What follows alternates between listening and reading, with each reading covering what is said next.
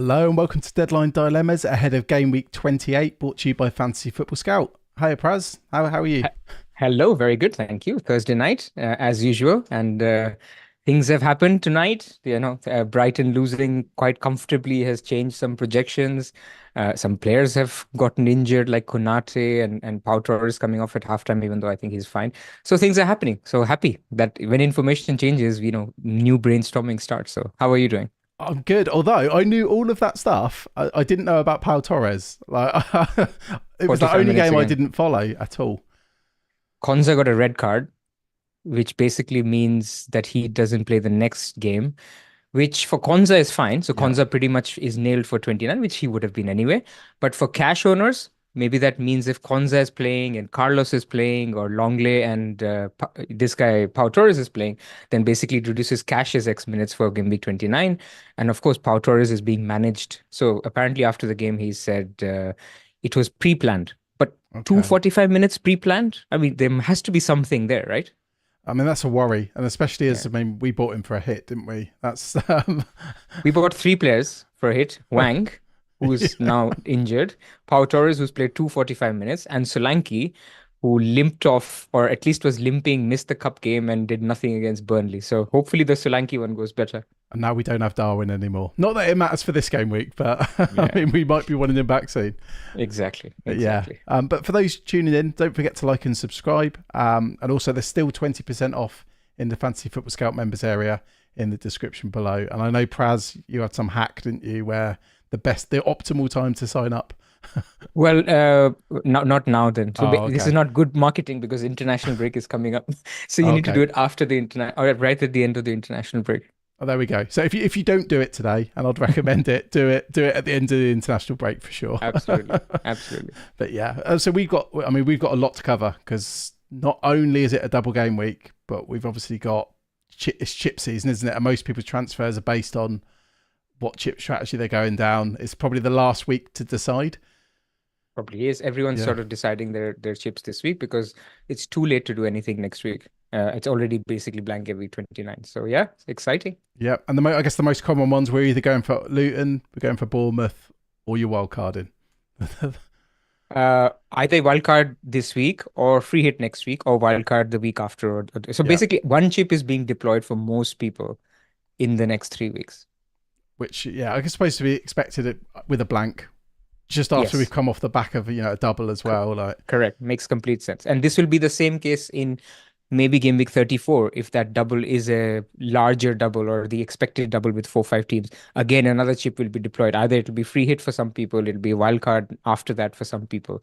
So yeah, I think these are now the windows that are coming about in terms of where people are sort of using their chips. But it's good because I don't think people expected at this point um, that there will be this magical path that basically will help everybody go to navigate it the same way. But I like it that there's good basis for a wildcard this week, a good basis for a wildcard after the blank, and there's a good basis for wildcard after the double in 34. I think it's important to be balanced with it as well because I've seen people put their flag in one strategy, like saying Yeah, like this is the best one. exactly. Um, Exactly. I but mean, there's not much in it. And for people who think there's a magical model, people use FPL review or, the scout model, or there's many others. Even the magical models have it so close. And I think people who use it, and I think you and I do use it to an extent to help our decision making, they are so close. Like three different parts are within 4 points between now and game week 38. That's how close it is. So there is no right answer. And I stress it's so team dependent. and 4 points, just to, I guess to put that in perspective, when we had Jota and Darwin, getting injured during that double, we probably lost about an expected 15 points, give or take. Exactly. So Exactly. that shows what a small margin it is. Did you bench Foden as well, or was it just me? For the hat trick, that was Yeah, unfortunately just that was me. just you. I Oh, joined you okay. with the Well, other horrific benchings like the Palmer. Palmer one, yeah. So Yeah. that little Palmer assist on the 94th minute, that was more than the difference between any strategy at this moment for obviously our teams.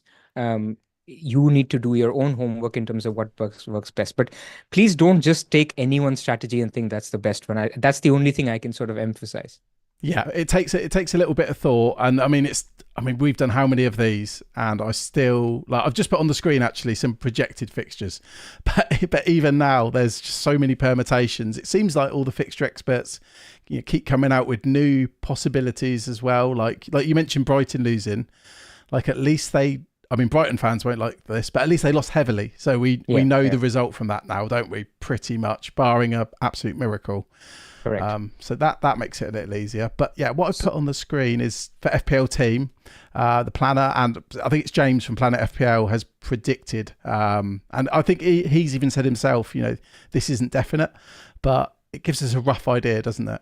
It does, yeah. So I think the only new information that we've got today is we do know that Chelsea have two doubles coming up, right? They have the double or the game that was postponed because of the Carabao Cup final against Spurs, and the game that they had this weekend, which was against Arsenal.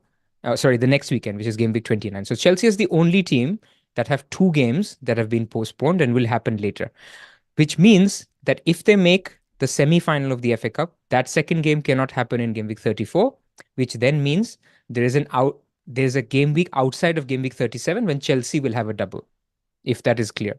So that Chelsea double, by tonight's result, basically means that it probably is going to be Brighton, because if Brighton are not in Europe, they have free midweeks as well, and Chelsea are not in Europe as well. So it's like an easy game that is probably not on TV, and that can happen during other teams playing in Europe. So basically the prediction now is that Brighton-Chelsea game happens in game week 35 or game week 36. So you can see here in James's prediction, he's predicted it to be in game week 35. Apart from that, it's basically TV companies fighting amongst themselves on when what fixture is placed. And basically Tyler Nadeem is closer to this prediction. I just see Ben Crellin has also tweeted his own prediction.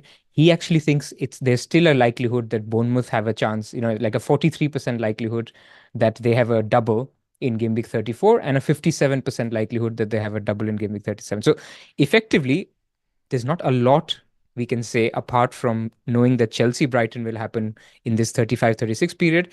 And one other thing we know, whichever team will reach the FA Cup semi-final, they cannot double in game week 34. Their double will most likely be in game week 37. That's all we know at this stage. And that's why I suppose this prediction has game week 34 as the smaller double, which is obviously one. I suppose people are trying to play through 29 are probably looking to free hit in 34. So I mean, that's something probably to bear in mind as well. Because, I mean, you look at this and say these four go ahead. Palace, I know we talked about this last week as well, but Palace, United, Newcastle and Sheffield United. I mean, we can almost eliminate Sheffield United. I mean, they've even had a goalkeeper change. So I wouldn't even touch Sheffield United. So it's between the three teams, basically. Yeah. And the good thing with United and Newcastle is they have good fixtures in 35. Let's say that Chelsea double goes into 36 instead. Yeah. And we're holding United and Newcastle players. They've got Burnley and Sheffield United at home, 35. They do. Which is something I didn't realise last week when we spoke. I mean, they're a nice dead end. Just like the people who are dead ending this week have nice two teams to dead end with, which is Aston Villa and Spurs, who have good fixtures in 30. So you can basically just load up on them, have a good week after, and then wildcard out. I think the people who will be looking to navigate 34 without a chip or dead ending to 34 will actually now look to wildcard in 36, because now what you can do is, if you think that these predictions are correct, and I emphasize we're not 100% sure of them, but if they are correct, you can load up on your triple Man United, double or triple Newcastle. You can get them for Burnley and Sheffield United. You can add one or two more Chelsea or Brighton players. Let's say you go Pascal Gross. You add him for his double game week, because you don't need Brighton after that. You can get a Nicholas Jackson instead of Darwin, and then you're good. And then now you've got the perfect dead end of Man United, Newcastle, double Chelsea, single Brighton with their double game week as well. I suppose at least with Brighton, because I was sat there earlier thinking I don't want any of these Brighton players. I mean, obviously Estepinian missed out again tonight, but I guess at least they're going to be most likely out of the cup. They will be, and somebody like a Gross still works, right? I mean, he's the only one probably that people will think about, because these are not clean sheet fixtures, at least what are being projected. I mean, if Pedro comes back, Of course, your relationship with Pedro. Yeah, that would be hard to turn down. Although I was thinking if that went into 37, which is not projected here, that would obviously be bench boost week for a lot of people. Yeah. I think that would have enabled a lot more. So, But there's so many good teams in 37. I just think people who are on the fence on bench boost, I mean, don't worry about bench boost 37, man. Like, look at Wolves, Crystal Palace home, Bournemouth home. And Wolves are yeah. very likely to have that double because, as we know, Wolves are playing Coventry in the FA Cup quarterfinal. So if they reach the semi-final, they are getting Crystal Palace and Bournemouth as their two fixtures. So that's amazing. Um, well, there's a chance Bournemouth Wolves happens in 34, but okay, Wolves will have a double. And then you know that if Bournemouth have a double, that's your double game week set because you have Solanke, you have the cheap mids from Wolves, you have the defender, this Zaba guy who we're buying this week. Neto is good. You can get a Petrovic kind of Chelsea Mhm. keeper. Your bench is great.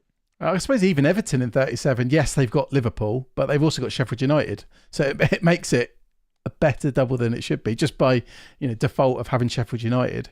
Absolutely. Plus Luton the Absolutely. week before as well. And they're both home, right? So Yeah. you can punt on any player. Yeah. So I think bench boost, people will say, oh, there can be rotation, last game week of the season. But it's not like they put out all kids, right? Especially, I mean, we'll look at it closer to the time, but Mhm. Solanke is safe, like Neto is safe, should be safe. But yeah, I would certainly look at bench boost very strongly for 37.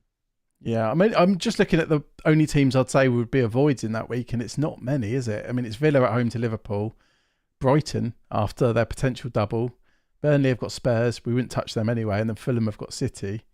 Oh, and United have Arsenal, but I mean, I guess all the rest of them are pretty viable. Yeah, yeah. Yeah, I mean, I had said coming out of tonight, the big plus. So let's assume Bournemouth does happen in 37, right? Because yeah, that's at least what James is predicting. Mhm. These are all probabilities. It could be 51% here and 49, but that's still the base case that if it's 37, I think it helps the wildcarders who are wildcarding this week the most, right? Because my worry with people wildcarding this week, like Andy Mode, is basically they'll have a good 28 because they'll have six players from Luton and Bournemouth. They'll have a decent 29 because they don't have to use a chip and they'll probably put out 10 or 11 good players. Mhm. My issue was their bench boost in 37 because they would then spend all this time taking out their Luton players, taking out their Bournemouth players, fixing it for the bench in 37. But now, if Bournemouth is doubling in 37, you can actually carry, your Zabarini, your Neto, your Solanke up until the end. And that can form the basis of your bench boost. And then you just have to fix your Luton players for other players. Like Morris can become Haaland, I saw like in Andy's plan. Yeah, that's fine. Yeah. So No, I that's think a, it it's a helps good point. 28 as well. It's a really good point, that, because actually one of the things, I mean, I do like his wildcard team. One of the ideas I didn't like behind it was obviously you get to 30 if you wildcarded this week and you've got a plan, you're going to get Haaland back, you're going to get Salah. Basically, it looked like there was all these book transfers coming up Yeah. to doubles that we don't know about. So, yeah, it probably does make it stronger. I mean, Yeah. does it tempt you, though? No. No. No. I mean, it's so team dependent that if your team is not in good shape for either 29 and it's not in good shape beyond 29, because I think you and I are very happy with our team beyond 29. So that's why we are in the free hit camp, or at least I have now increasingly reached the free hit camp as well. You were there already last week, is because we're very happy with our team. We can just add Salah to that team and it looks fine. But there are other teams that have a Stupinian, have Charlie Taylor, have a injured midfielder like a Huang. They don't like their strikers. And they think that a wildcard can sort of erase all of that and start fresh. I think it's perfectly fine. I do have a dilemma over Estepinian, which I never thought I'd say because I wanted to get rid of him. But we'll get You to wanted that to when we start get to him our again. teams. I don't want to start him. I don't want to. Actually, I'll just say it now. So obviously, if this double happens in 35, because something I was looking at was I could just do a hit, remove Estepinian and get a Bournemouth defender in, because then if Brighton hadn't lost earlier, double in 34 looked good. Plus, he's got an okay fixture in 30, so it would like a Bournemouth defender would have been good for 3 game weeks. Right. Now it's like, do I just let Estepinian rot on the bench? Because at least then, if he does get his place back, there's a potential doubler in 35. Well, I guess it comes down to how much do you think Estupinian will sort of win his place back in a double? How much will he even start? So is that spot important? If it's not important, leave him. Yeah, I think Yeah. you can leave him. It's one of those Like things. Yeah. I just can't be confident over it. I mean, I've been, because of Pedro so often early in the season, I followed all the Brighton predictors, etc. They had an okay record for an impossible job, but there's just seems like there's no logic to it a lot of the time. Like even what goalkeeper we can go for in that double. Yeah, I mean, look, one thing to think about is if that Brighton double fits in 36, then it's useless because you will have to wildcard by 36. Yep. Right. So you're not only hoping Estupiñán wins True. his place, he has to get that double in 35 instead of 36 because you have to wildcard by 36 if you have to bench boost in 37. So it's a very niche point. I suppose it's more about the value of Bournemouth defenders have gone down slightly for those of us on free hit 29. I mean, they're still good. And I guess it's the value if you're doing hits for them anyway. Yeah. In my eyes. But again, we'll come down to our teams and why we're thinking about it. I just think they're playable. In 30, they're playable. In 31, they're playable. Then they play Luton, I think, in 33. I think especially in Neto, if you're sitting on a Dubravka and Areola combination, Dubravka may lose his place come game week 30. Then you're basically saying, I'm going to play Areola away to Newcastle. I don't see a clean sheet there. Home to Spurs, don't see a clean sheet there. Away to Wolves, maybe. But if Hwang is back or Cunha is back, Wolves are always good for a goal. Fulham at home is the only clean sheet I see in the next 5 weeks. Whereas for Bournemouth, I do see more clean sheets. That's something to think about. But this week, yes, it's close because he's also playing Burnley at home, which is a good fixture. Well, that's the thing. Yeah. Should we look at Rob T before we go to our teams? Sure.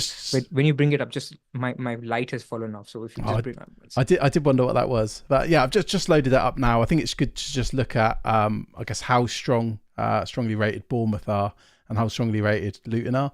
So obviously we've got Bournemouth at home to Sheffield United, 2.45 projected goals. This is again on market data from Rob T FPL. That's the second best of the week. I think only Arsenal are projected to score more goals than Bournemouth. And then the other Bournemouth fixture is 2.2 goals. So, yeah, Bournemouth are projected to score 4.65 goals. That's huge. Massive, isn't it? And then you combine the clean sheet odds on there as well, like a 43% and a 33%. I think it's a combined 68% clean sheets of at least one clean sheet. And maybe like 15% of both clean sheets. So actually, yeah, we are looking at good, as good clean sheet odds for at least one clean sheet as we've seen all season. It's just a shame there's not really an attacker after Solanke that we can all put our hat on. Although if there was, I suppose we'd all go for them anyway. Yeah. If Tavernier was, 90-minute man every week, I think that would be an absolute no-brainer. This is why Semenyo is an interesting one, right? People who can get to him because he could start both and is actually more in form or more attacking than Tavernier. The data is okay as well, but I don't think the structure allows because people have Watkins, people have Solanke and a Haaland or a Morris. So there's just no space for Semenyo. It's funny though, isn't it? Because you look at like Luton, they're projected to score just over 2 goals. And I know Morris is on penalties, but it's less than half what Bournemouth are projected. Yeah. You'd think, but yeah, Semenyo is not that much better as well, right? It's difficult. I don't think apart from Morris and Solanke, you can easily say there's one attacker you really, really want, even if that's Semenyo. I would still say Morris is above him for the pens. I know no one's on free hit this week, but just purely out of interest, if you were going to pick 3 strikers on free hit this week, which 3 would you go for? Then you wouldn't pick Watkins, I think. You'd pick Semenyo, Solanke and Morris, wouldn't you? I think so. The only problem, I guess, with that is I'd want Neto and I'd want Solanke. Then which defenders do you go for? Yeah, so then I'd be tempted to go Haaland as the third, which I understand. Obviously, people not using chips next week, they're going to be selling Haaland for Morris, but because you're not going to sell Watkins. But you're right. I think Haaland looks better this week than Watkins. Right. But no one's going to really have that decision to make. I don't see any chip scenario you're going to sell Watkins this week. Some are looking at it. Some are who are free hitting next week are just thinking, look, I'm gonna try going against Watkins this week, so you can switch him to Semenyo, and then next week instead of getting Watkins back, you go straight to Isak or to Darwin. Okay. Because Darwin plays Brighton, then he plays Sheffield United, so that could be something that people could think about. But to me, it feels too luxury. Like Watkins has 2 good fixtures, and the game in 29. If you're free hitting, still he has 2 good fixtures this week and in game week. I mean, the Spurs game is anything, right? There's like 4 expected goals in total in that game. Um, so and then Wolves at home is also great for Villa in 30. Yeah, I mean, as someone who sold Watkins twice, I've regretted it pretty quickly both times.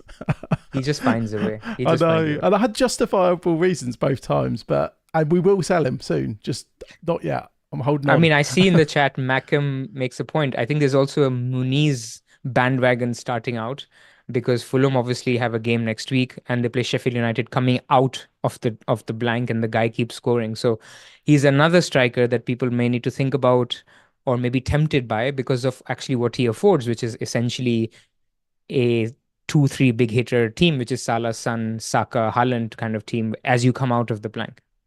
Is there just no worry over Brozier as well?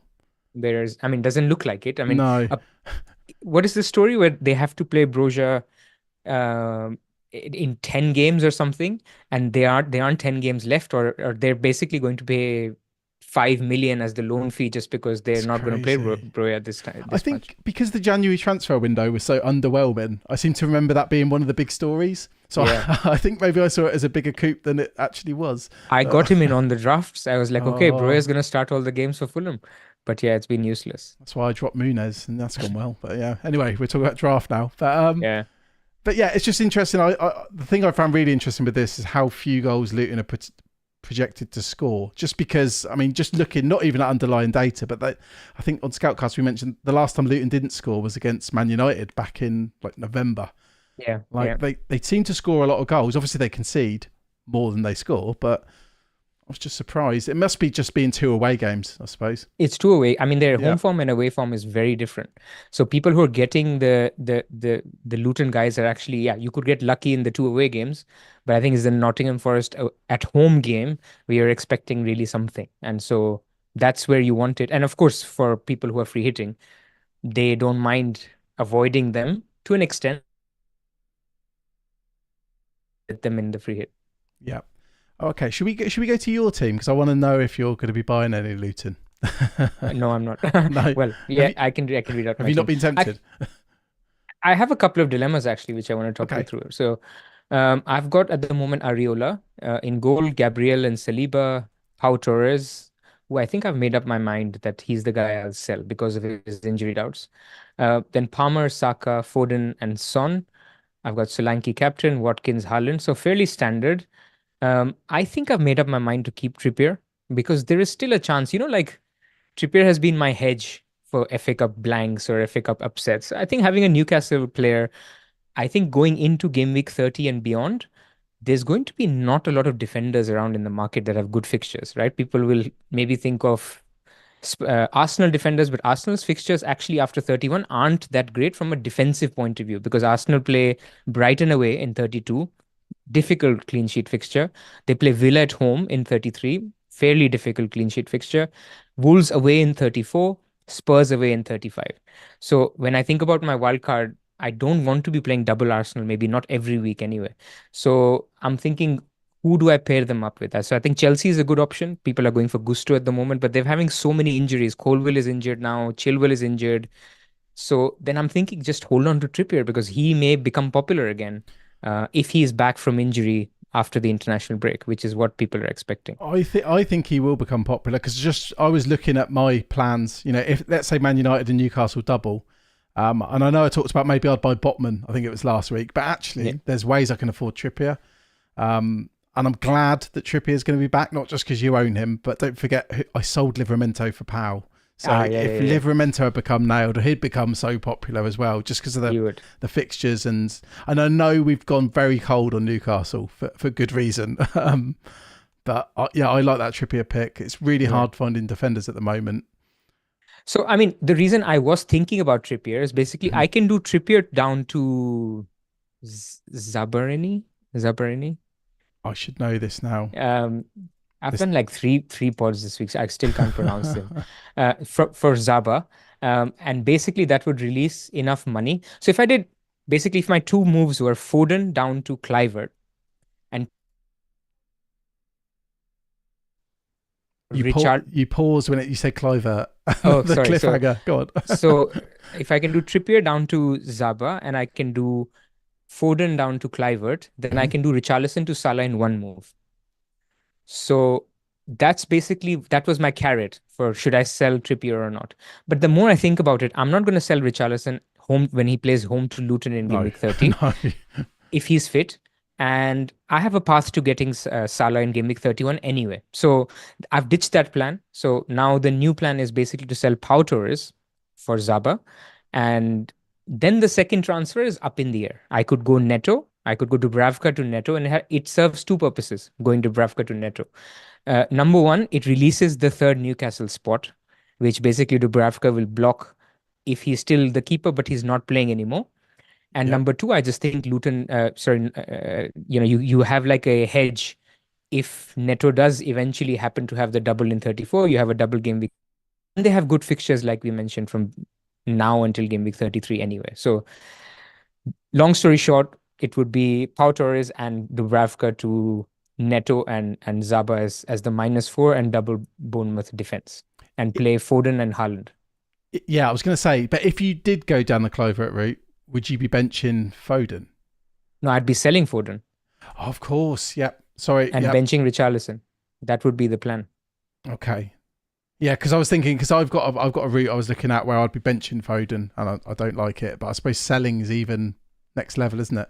Yeah, so this is why I actually think my two problems, Dubravka is eating up a Newcastle spot, which I may want to use, especially if I'm holding on to Trippier, right? Because in my plans, I intend to do Watkins to Isak at some point, and then I'll block myself out if I want to get to a Gordon, if I want to get to a second Newcastle defender, if they do double. So therefore, I just prefer to get rid of that spot and get Neto in because his potential ceiling is very high this week. I mean, there's this stat that Schofield mentioned, FPL Schofield, that every time they've kept a clean sheet, I think 5 out of 6 times, Neto has got a bonus point. So he is good. If you see 70% clean sheet potential, then his base level is basically one clean sheet plus bonus and two other points for another appearance. So you're talking 9 points basically if you do expect one clean sheet. It's funny with him because I was thinking if Solanke's out, and he's not, I should be very clear here. There's nothing saying Solanke's out, but if Solanke didn't exist, I mean, Neto could be a captain option, I guess. He's probably the vice captain, yeah. For a lot of people. No, it's interesting because also the Areola Dubravka thing. I think there's a lot of us with that combination, and that's kind of why it would have been nice if Bournemouth doubled in 34, because we'd have been knowing we're bringing in a doubler. Yeah. Because I mean, let's say Nick Pope had a setback and you've sold Dubravka for Neto, then you've basically sold a doubler for a non-doubler. Which I know it's not catastrophic, but you could have saved, a couple of transfers there. I know it seems. I guess unlikely. we'll have to look out tomorrow for any breadcrumbs on Pope, right? Yeah, it's massive that one. Everything I'm reading is he's back after the international break. He's already on the grass. And then can keepers have setbacks? I mean, it's harder for a keeper to have setbacks, right? I mean, I don't know. Maybe it's confirmation bias, but if you're fit, you're fit. Probably right. You are probably right. And it also seems with keepers, I mean, maybe there'd be more of a fuss around Pope because he's an FPL. Well, he could ruin a double game week in FPL if he came back. But they always seem to just appear. They don't seem to just come back on the bench, do they? They just seem to start. Yeah. We'll see. We'll see some training fixtures. Maybe we'll shout out to Ed.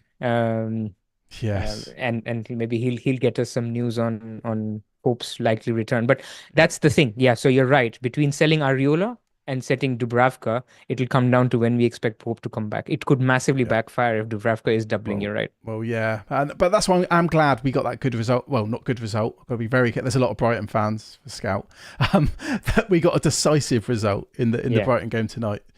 I mean, your moves are quite similar to mine. Did Richarlison being injured, is that what pushed you over the edge on free hit?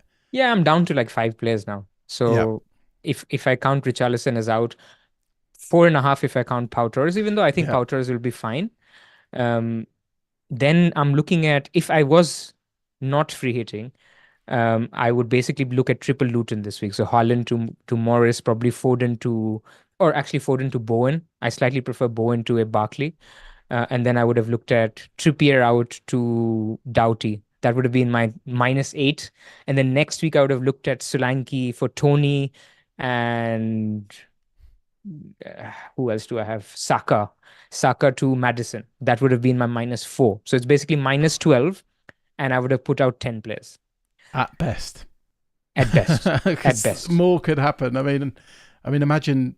I don't want to scare people not free hitting, but imagine Watkins got a knock this week. I think in your head, because I'm free hitting as well, but I think in my head, if I was going to play it through, I'd almost invent an injury in my head just to see if the plan is still, just to see if the plan is still stable if another player goes down. Because obviously, look what happened with Senesi this week. There's been so many injuries. I mean, look at Konate tonight, or basically, annoyingly, Villa again have the second leg, which is very important. West Ham are playing tonight. I think that the match is going on at the moment. They will have their second leg next week as well. So these very important teams have, they have games, and it's difficult. Yeah. So actually, good point. Zubin is in the chat and he's saying, look, why are we talking about Bowen versus Barkley? What about Maddison? You could go for Maddison straight away. At least Maddison doesn't play midweek as well, and then get Bowen the week after. But it's the fixture, right? I mean, I think you want to hit Burnley at home for Bowen this week, or the double with Barkley. I mean, I was just thinking about then when he said that, my plan before I was going to free hit 29, and it pretty much was bringing in 3 Spurs midfielders. So I may have been looking at, Foden to Maddison this week. It's hard to ignore Foden at the moment. I don't want to use like the form argument or anything like that, but clearly he's playing a lot more central. There is a change. Yeah. Like it's a big change, isn't it? Because a lot of people predicted he'd play out wide in the game the other day, and he didn't. Yeah. So that's just another thing I like about the free hit. But I mean, it could well be we end up selling Foden like quicker than we think, but he's very possible. And he's been bought. Like he's risen in price while Haaland's dropping. Haaland to Morris must be very popular this week. I think Foden, for whatever reason, is not. And I suppose that's the midfielders in the double just aren't attractive. Yeah. So anyway, here is save in 30 if there's no injuries. By the way, 30, I plan to bench all 3 Arsenal for better or worse in this plan. If Richarlison is fit, basically I'll have Saka, Saliba, and Gabriel on my bench. Because I mean, it'll be a decision between Saka or Foden. Who do I start? But I think I'll prefer the home guy. But TBD. But for people who are thinking, international break, there might be injuries. I don't mind playing 2 Arsenal if there's 2 injuries in my team. So team is fine for game week 30 if I go through with these transfers. And I'll be playing Konza home to Wolves. I'll be playing Zaba home to Everton. And I will be playing Trippier home to... Who's Trippier playing? Home to West Ham. So 3 home games for my 3 defenders, and benching the 2 Arsenal defenders who are away to Man City. Then in game week 31, it's a hit, which will involve Solanke to Isak or Darwin, who plays Sheffield United.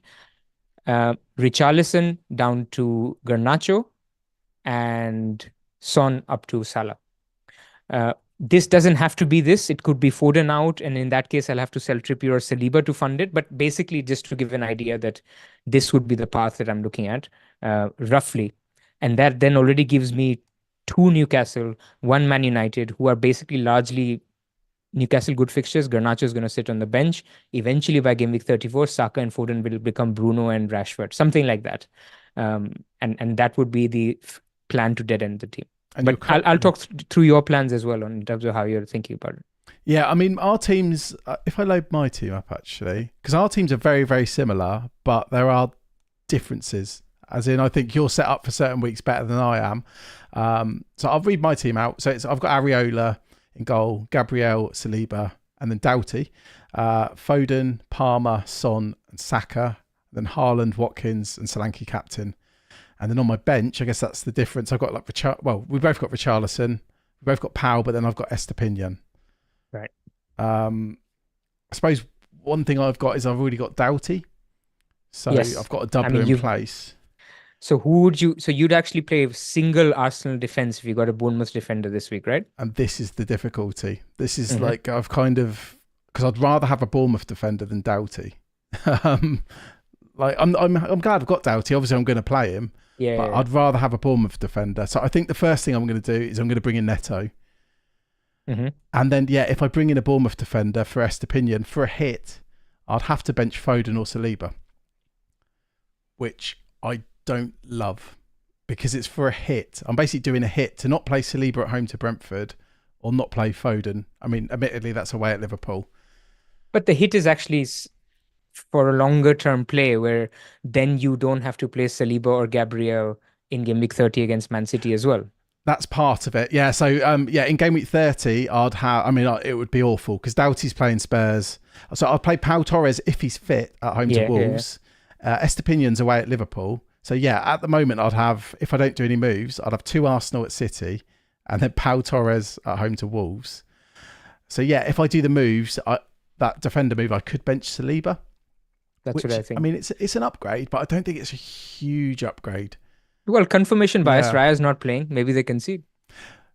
It could well be. It could well be. This is where the double made it a lot easier for me to justify the hit because I'll get an extra fixture this week, which is good. I'd get a small upgrade in game week 30, which again is good, and then I'd have a player that's going to double in 34. But removing the double, I do wonder if it's going to become like another Pau Torres where I've done a hit, I don't get a double. Is he? Yes, it's at high. The Bournemouth defenders I'm looking at have no attacking threat, so they're like Edison basically. 6 points or 2 points. Edison with a double game week is good. That's very true, but I guess Edison can get save points, but I think getting a Zaba kind of player, you may actually keep him on your bench now for the rest of the season. I mean, that's how, because if he has a double, either in 34 or 37, he's gold because he plays every single minute. That's the kind of defender you want on your bench if he has a double game week. You're right. It does free up some money. And then I'm getting a guaranteed 90-minute player instead of Estepinian. But I think something that's worried me, I did obviously that extra move for Doughty a few weeks ago that backfired, cost me over 20 points. I then did a hit for Pau Torres because I thought 90-minute man, he's going to play in the blanks, blah, blah, blah. That's gone badly. There's just this little bit in the back of my mind where it's 50-50 and I'm thinking... He was telling you to bench Foden, by the way. Obviously, he wants to catch you. Yeah, I mean, I think I'd rather bench Foden than Saliba. So actually, if I did that move, I'd play 4 at the back. But then my question is, why not just sell Foden for Kluivert or Tavernier and get some upside and don't touch your defense, play Saliba? If you were going to bench Foden by doing the move. I think it just feels like I like the midfield I've got at the moment. Obviously, I know I have to change it eventually because there's blanks and doubles, but I feel like Tavernier, I'd have him on my team. It would be like Wang again. I'll just want him gone. I just like... Plus, I think Garnacho is going to be the go-to guy who people will have as their 5th midfielder, even though, well, he's more expensive than Palmer from original price. But he's like a nice guy you don't have to play every week, and then you get a double out of him later, which you may regret if you went Tavernier instead. I think that's the thing. I think it wouldn't be like a long-term transfer, which actually, like you made the point on the defender, that could be because that's just a 4th, 5th defender. Another route I looked at was basically bringing in 3 Man United midfielders if Man United double, because obviously with Newcastle we can look at the defenders a bit more. Maybe we could look at Maguire if he's back, but most likely going to go for Garnacho, Bruno. Triple Man United, man. They have Sheffield United and Newcastle at home. Both are great if that's how the fixtures fall in game week 34. So it's just not long term enough for me. I think whatever move I do, well, it's not really long term, is it? But medium term. So I guess you may have to think about it the same way as me. You're fixing 2 problems. You're fixing a keeper problem for long term, and you're fixing a Estupinian problem for long term. And I think that's the way you need to think about it. Because again, anything can happen in game week 29, the FA Cups, right? There could be an upset and Man United don't double or whatever. To set up for something just is not necessary at this stage. There is that scenario though, isn't there, where Estepinian could become a thing again and have the double, and I could have just sat on him. A bit like, you sat on Trippier, for example, and now he's going to become really, really useful. Massive differential. Everyone free hitting in 34. Newcastle double is going to be going for Trippier. I think there's no question about that. Yeah. So, and I don't mind playing Gabriel in 30, actually. I mean, I've had mixed results playing Gabriel in big games. Obviously, he scored that goal. He's then scored no goal and didn't get given an assist. But, it's not ideal, but his defenders are so bad this season as well. That's absolutely fine. He's got goal threat, man. That's better than anything else. And even Doughty, I don't want to play him against Spurs, but I mean, he has some threat. Although it is what it is. There was a game the other week, I think he had 15 crosses and his XA was like 0.24. I was just, that's just, I mean, it's less than 0.02 per cross. So Indeed, indeed. yeah, Um, Team. So I think we've done our teams. Let's talk about people who are not free hitting, right? Because I think you and I are, we focus the discussion a lot on free hit because we are free hitting next week. So people not free hitting, let me ask you a few quick fire questions just before we end it. Um, Haaland to Morris, yes or no? for free, I like it. For a It's hit, not going to be for free. Everyone no, who's not free no, hitting is on no. hits this week. There is no chance they're not on hits. Do you know what? I know the benefit is to have 3 fixtures instead of one, but I don't love it. I feel like it's more next week I'll do it, but then what's the point? Because you're going to then Then be next week you buying. just get Yeah, Tony. I think I prefer the route waiting a week and just getting Tony. I'm going to go the other way. I'm going to say maybe Yeah, worth it. Maybe worth it. am I You becoming gotta really do it, man. passive? No, I just think, look, I think people who are dead ending, right? It's not only about removing Haaland this week, Mhm. it's about getting 3 fixtures from Morris. And also coming out of game week 29, you have the option of using that money and upgrading for Salah, who has Bournemouth at home, sorry, Brighton at home in 30, which is a better fixture than Arsenal at home for Haaland. So you can use the money and actually play with it rather than just waiting a week. So look, I mean, obviously it comes with risks. This is why you're on the fence. It's hard to tell people to sell Haaland before he plays, and now Konate Yep. is also out or could be out. We don't know if he's 100% out. But the fact of the matter is Trent is out, Allison is out, and Konate could be out. That's a lot. It's a good point you make on wildcard actually, because yeah, if you're wildcarding out of it, it's not as bad. I think when I was looking at the plan to play through, I was trying to not use my wildcard as well, Yeah. which is just way too many, way too many transfers. So maybe I think I'm just hesitant on it. That's all. That's all. And I'm not one of these people that thinks It's not Haaland's easy. inevitable. Always captain Haaland. Like not at all. Look, last season I captained Salah far too much, but I'd be hesitant. But I think you are right. By the way, Praz, I do think the 3 for 1, but It's tough. It's tough when you yeah, say it. it's Haaland to Morris for a hit. I can't It's be tough. like I just can't say that I love it. Okay, so second one Yeah, then, the easier one, I guess. Getting Doughty for a hit, any defender. I think that's an easy one.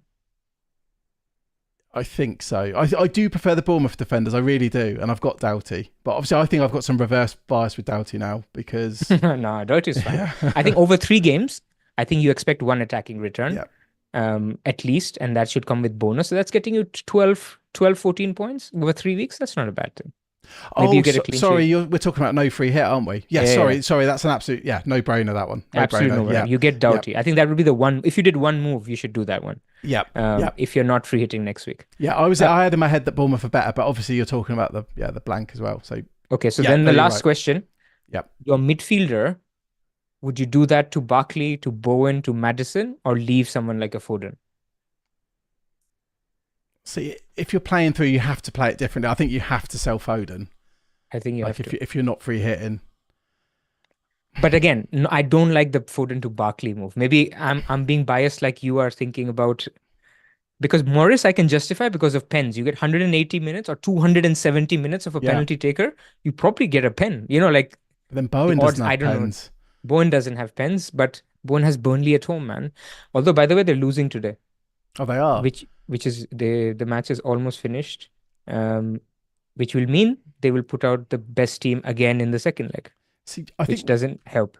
no. See, with that one, I think I'd discount Bowen myself, and it would be between Barkley and Madison, and I probably wouldn't be able to resist the double there. But because of the Lokonga injury, at least some people were saying that Barkley is not getting as further forward. I have no idea, by the way. This is the toughest. These weeks are the toughest for content creators. I have no idea about talking about No, Bournemouth defenders and Luton midfielders. Bricky's really good for stuff like this. Bricky's Yeah, really good for stuff like this. I must admit, I haven't talked to him about Barkley because I've not considered it. yeah, Because yeah. obviously for my team, but yeah, it's a good point. I mean, I maybe I've got something against Bowen, but I'd go Madison over Bowen if we're going Would you? down that Would route. you? No, I would. But Madison's looked a bit rusty, but I hear you. There is argument for him. And I think the biggest pro is Madison doesn't have a mid-game week, right? So you're only taking the risk of one game that he gets injured. Yeah. With Bowen, you have to basically, he has to make it through Burnley and the next week game, which is at home, but still. And if I you think the next 3 games for West Ham are at home, so that's a good thing at and least. if you delay wildcard a week, you've obviously got Maddison against Luton That's as well. well, I'm assuming you get Which, Maddison next week anyway. yeah, so People are you'd taking get hits, Rich. They're taking hits this week yeah, and hits next week. so you'd get. But I mean, in 30, if you didn't wildcard, say you waited till 31 to wildcard for some reason, You get Maddison then you've playing got Luton. Maddison against Luton, which I guess is part of our plan with Richarlison. We're free hitting and hoping Richarlison comes back for that. Yeah, That fixture. I don't want to get too caught up in looking too far ahead though. that's fine. Agreed. Yeah. Agreed. But as in, like, I probably would go Barkley just because you've got the double now, and at least there's fixtures. But you would be forcing yourself into wildcard 30, like, beyond doubt. Okay, I think that's a lot. I'm just going through a couple of questions. Last thing, does Estupinian bench mean he starts in the Prem? What do you think? I honestly, I've given up. I've literally given up. Like, predictors, they're doing a good job, but it's not close. It's not like the levels of City predictions we're getting from Luke. Like, The problem is nobody can predict De Zerbi. Nobody has had good success rates because it is quite random, like more than Pep. And they've got a lot more injuries and players returning from injury, and obviously things aren't going as well as they are at City at the moment. So, yeah. What do you think on that one? I haven't followed him. I think he's a sell anyway.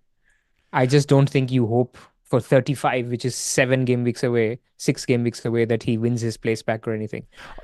I do have a question because I've seen a few people ask about Estepinian today, and I was just thinking, I can't think of many scenarios I wouldn't just do the hit, because I mean, if you've got an Arsenal defender or two, you're going to play them ahead of Estepinian.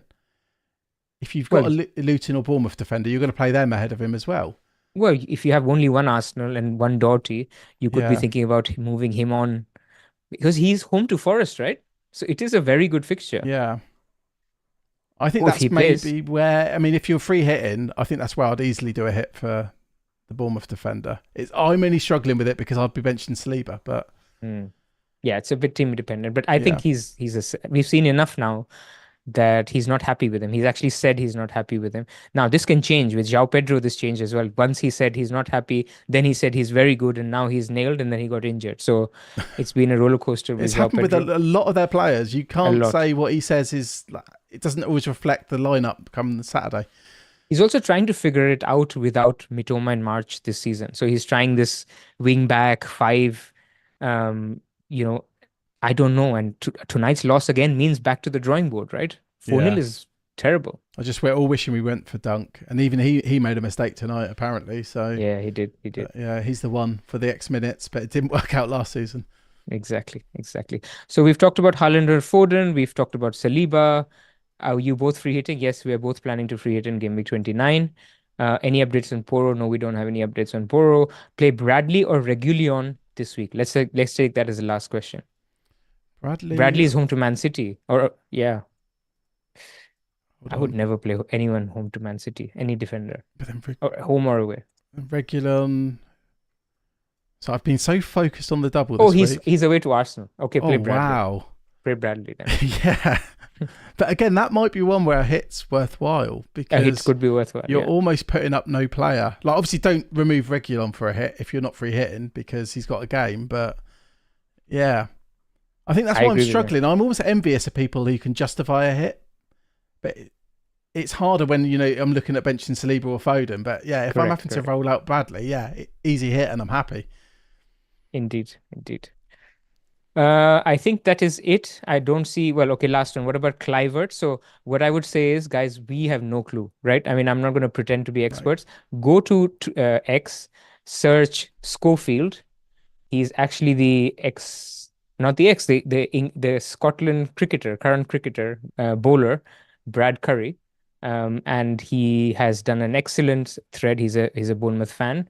So look for FPL Schofield on X. He's done an excellent article on his predicted lineups for both of the games, how many minutes, and we'll let you read that. Yeah, 90. I'm glad you said that, because 95% of what I know about Bournemouth was from that thread, because I just literally Solanke, Neto. The rest of it's new to me. Adam Smith's still playing, but yeah. And he's the one who'll rotate with Kluivert apparently, but I don't know. No, it seems like a bit of a minefield. It's a shame we've got the perfect fixture or perfect fixtures, no midfielder. but no midfielders. But yeah, But it would be boring if it was like a Wang week and we all buying the same player. So Correct. silver lining. But next week we'll be both on a free hit. With a similar team. I already know 9 of my players, so it's going to be a boring free hit, to be honest. But that's okay. That's fine. Yeah, well, it's just going to be hoping to get an advantage over those not free hitting, and just hoping it doesn't go too wrong. I mean, having a bench would be nice if something goes wrong, but yeah. Anyway, we'll cover non-free hit as well next week for people who are not free. Oh, we didn't cover captain before we go. I mean, I think you captain Solanke. I think you even triple captain Solanke. I mean, do you agree, or do you think you'd hold out for later? I couldn't agree more. Like, I mean, just again to refer to Scoutcast, we put together just a very simple XG table for Luton and for Bournemouth, and like Solanke's in a different stratosphere. Like, you cannot compare the other players to Solanke. I mean, Solanke compares with the best players in the game. Yeah. So in terms of his output this week, and he's getting like one XG per 130-ish minutes, 130, 140 minutes. Basically, that means you're expecting a goal at least over this double. And that's taking into account average opponents, not Sheffield United and Luton. At home. At home. So you're expecting 1+ goal, which means you're expecting 10 points, 6 plus 2 plus bonus. Dude, just triple captain him. Yeah, I agree. It feels a bit like Haaland. Like, I was willing to... I know Haaland was recently back from injury, but it was like, it just made so much sense. And this just makes so much sense. And if there is some injury risk at all, it's going to affect everyone. I don't think there's a clever alternative for Solanke like there was for Haaland, for example. Yep. So, yeah, don't overthink it. But I think we're done. Yep, we are. Yeah, excellent. Covered a lot. We did more than normal. So thank you everyone for joining the chat. Good to see you all, and see you next week. See you soon.